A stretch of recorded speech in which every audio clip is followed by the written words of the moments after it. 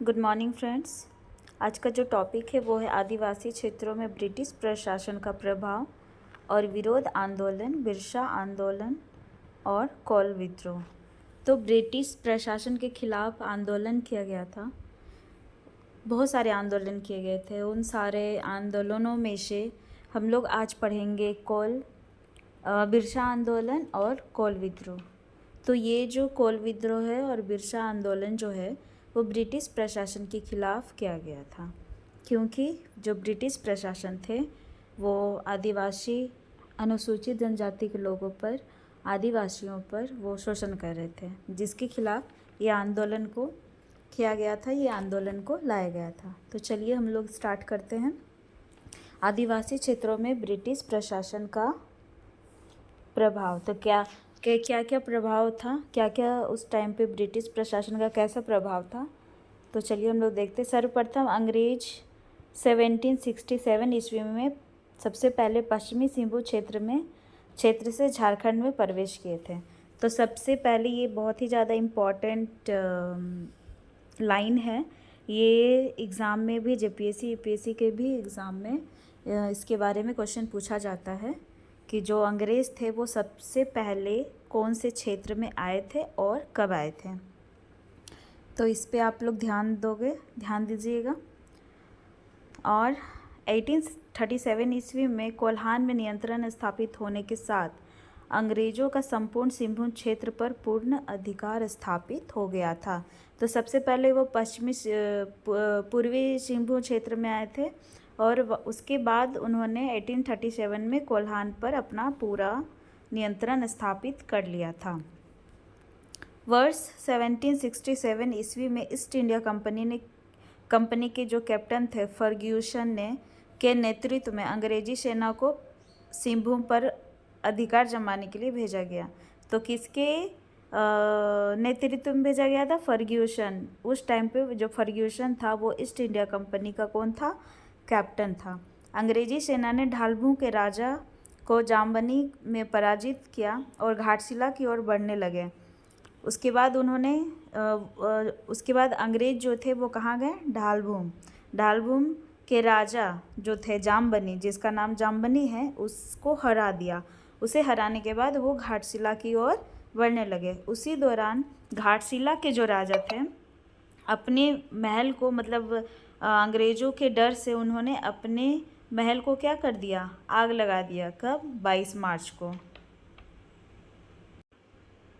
आग लगाने के बाद भी कोई भी फ़ायदा नहीं हुआ और 1767 ईस्वी को फर्ग्यूसन ने जलते हुए महल पर अपना कब्जा करके उस राजा को बंदी बना लिया। और उसके जो भतीजे हैं, उसके जो भतीजा था जिसका नाम जगन्नाथ ढाल है, उसे 5500 रुपये सालाना कर देने की शर्त पर राजा घोषित कर दिया। इस प्रकार से अंग्रेज़ों का झारखंड में प्रवेश हुआ और यहाँ के क्षेत्रीय शासक, जमींदारों और स्थानीय लोगों पर राजनीतिक, सामाजिक तथा आर्थिक मामलों में प्रत्यक्ष रूप से प्रभाव पड़ा। तो उन लोगों के आने पे काफ़ी प्रभाव पड़ा था यहाँ पे। अब हम लोग जानेंगे आंदोलन के बारे में। तो सबसे पहले हम लोग जानेंगे कि बिरसा आंदोलन कब हुआ था और बिरसा आंदोलन किनके द्वारा किया गया था। तो आप लोग नाम से ही आप लोगों को पता चल गया होगा कि बिरसा आंदोलन किनके नेतृत्व में हुआ था। तो बिरसा आंदोलन बिरसा मुंडा के नेतृत्व में हुआ था। बिरसा मुंडा का जन्म कब हुआ था? 15 नवंबर 1875 ईस्वी में। कहाँ पे हुआ था? उलीहातू, जो खूंटी झारखंड क्षेत्र में है। इनकी माता का नाम था हाटू मुंडा तथा पिता का नाम सुगना मुंडा है। बिरसा आंदोलन को उलगुलान के नाम से भी जाना जाता है। बिरसा आंदोलन का मुख्य कारण क्या था? जमींदार, साहूकारों तथा अंग्रेजों द्वारा अनैतिक तथा अत्याचारों के खिलाफ लड़ना। बिरसा आंदोलन का जो मुख्य कुछ उद्देश्य थे वो क्या उद्देश्य थे? इनके मुख्य उद्देश्य थे क्या? आर्थिक, राजनीतिक और धार्मिक। तो आर्थिक रूप से बिरसा आंदोलन क्योंकि जो अनुसूचित जनजाति के लोग थे या फिर जो आदिवासी थे वो आर्थिक रूप से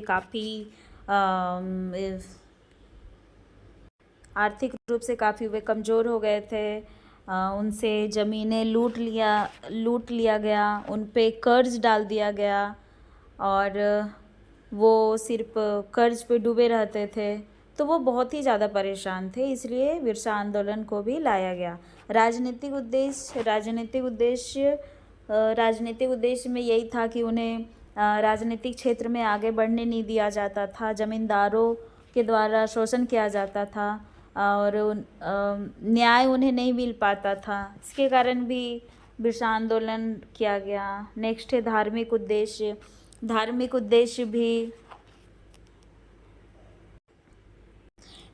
उद्देश्य ये था कि जो बिरसा मुंडा थे वो ईसाइयों बहुत सारे जो आदिवासी लोग थे वो ईसाई धर्म को अपनाने लगे।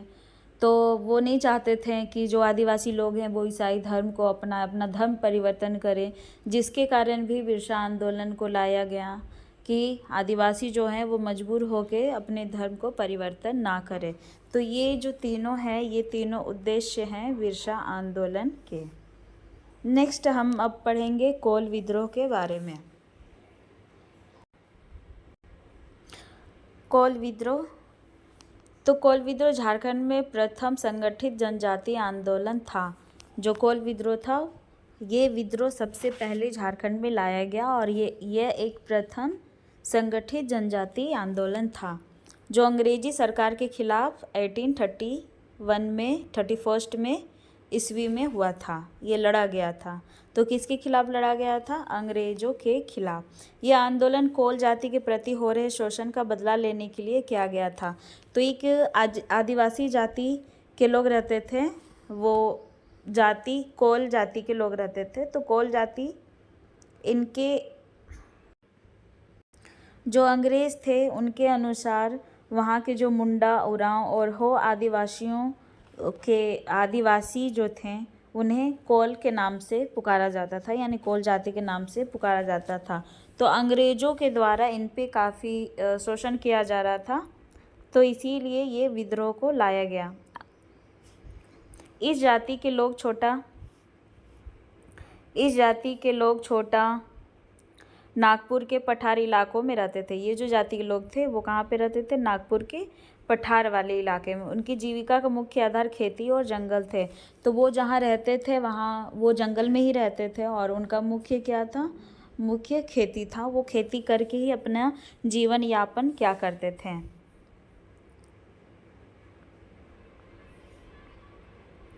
ये लोग जंगलों को सफाई करके बंजर जमीन खेती करने लायक बनाकर उस पर खेती करते थे।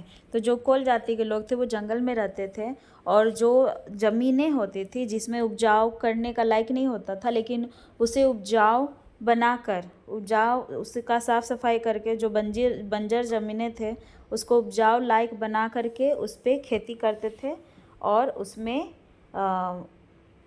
फसल को उपजाते थे। इसलिए कोल जनजाति इस ज़मीन पर अपना प्राकृतिक अधिकार मानते हैं। यानी इस जीवन पर कुछ गलत होता तो ये लोग उनका विरोध करते थे। यानी जो उनका जो जंगल था उन्हीं को अपना मानते थे, उस ज़मीन पर अपना अधिकार मानते थे, उस ज़मीन से वो बहुत प्यार करते थे क्योंकि उनका जीवन यापन सब वहीं होता था। अगर कोई उनके जंगल में घुस जाता था और कोई अनैतिक कार्य या व्यवहार करता था तो इन लोगों को वो चीज़ पसंद नहीं आता था और ये उन लोगों को वहाँ से उन लोग उसका विद्रोह करते थे और उन्हें बाहर निकालते थे। लेकिन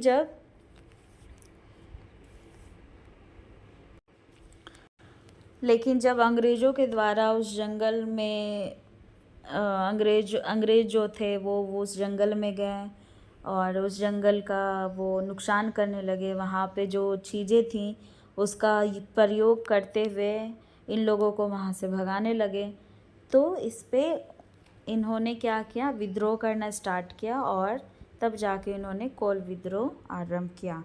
तो कोल विद्रोह के कुछ कारण थे। वो क्या क्या कारण थे? भूमि संबंधी असंतोष था, अंग्रेज़ों के द्वारा शोषण था, जमींदारों द्वारा उत्पीड़न था, न्यायालयों से निराशा था और तात्कालिक कारण थे। तो बहुत सारे ऐसे कारण थे जिनके कारण कोल विद्रोह को किया गया।